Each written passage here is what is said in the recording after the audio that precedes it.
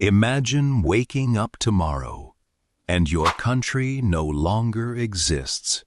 Not conquered, not renamed, simply erased. Your flag is banned. Your government is gone. Your borders have vanished. On every map in the world, your nation has disappeared. As impossible as that sounds, this is exactly what happened to Poland. For 123 years, from 1795 until 1918, Poland ceased to exist as an independent country. Three powerful empires, Russia, Prussia, and Austria, carved it apart, dividing its land between themselves until nothing remained. Chapter 1. Europe's Forgotten Superpower. Long before it disappeared, Poland was one of Europe's greatest powers.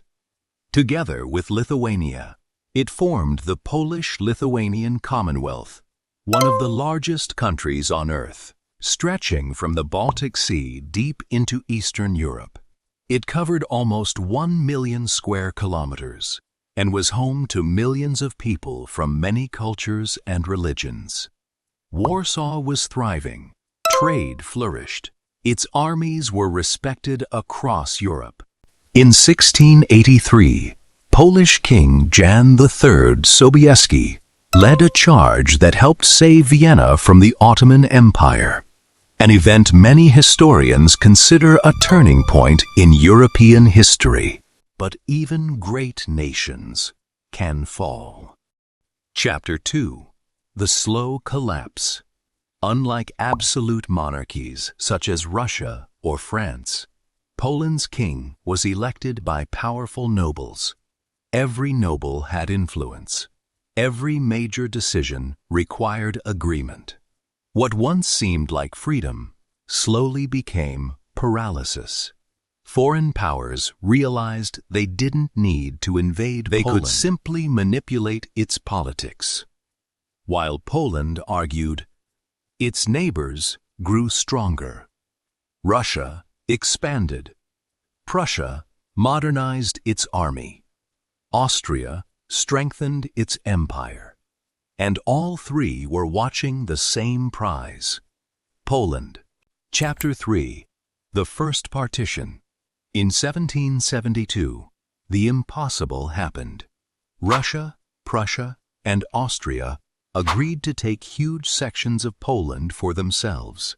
No massive war, no single decisive battle, just powerful neighbors deciding that a weaker nation could no longer defend itself. Millions of Poles woke up living in foreign empires without ever moving from their homes. But this was only the beginning. Over the next 23 years, Poland would be divided again and again until one of Europe's oldest nations vanished completely from the map. For the first time in centuries, Poland was gone. No government, no king, no army, no place on any map of Europe. An entire nation erased. But although the country had disappeared, its people had not. Millions of Poles suddenly found themselves living inside foreign empires. They hadn't crossed any border. The border had crossed them. One morning, they were Polish citizens. The next, they belonged to Russia, Prussia, or Austria. Each empire ruled differently. Russia tried to crush Polish identity. Prussia pushed German language and culture. Austria allowed slightly more freedom. But Poland was still not a country. The occupiers believed something simple. If enough time passed, the Polish nation would disappear forever. Chapter 5. They refused to die. They thought Poland was gone. On paper, it was. The borders had vanished. The name had disappeared from Europe's maps. Prussia, Austria, and Russia believed the Polish nation had been erased forever. But they had made one fatal mistake. They believed a nation was just land. It wasn't. A nation lives in its people. Across the occupied territories, millions of Poles quietly refused to surrender who they were. Children still spoke Polish inside their homes, even when it was forbidden outside. Parents whispered stories of the old kingdom by candlelight, determined that the next generation would remember where they came from. In churches, prayers were still spoken for a free Poland. In villages and towns, traditional songs were sung in secret. Teachers risked imprisonment by holding hidden lessons, making sure Polish history, literature, and language survived. The occupiers could change borders. They could replace flags.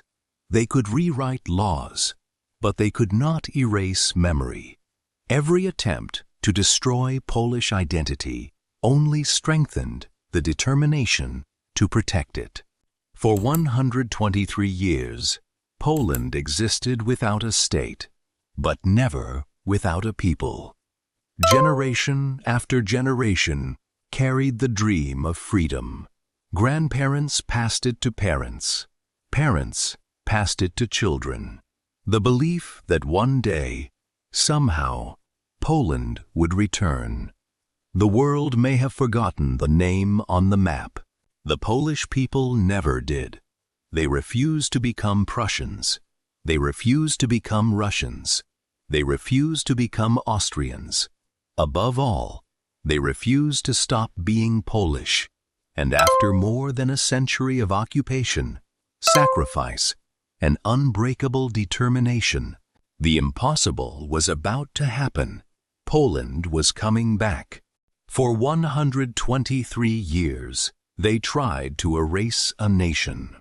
Instead, they created one of history's greatest stories of endurance.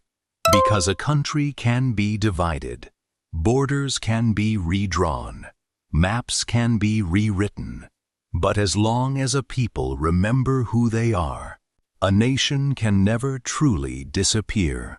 Poland had come home, and its story was only just beginning.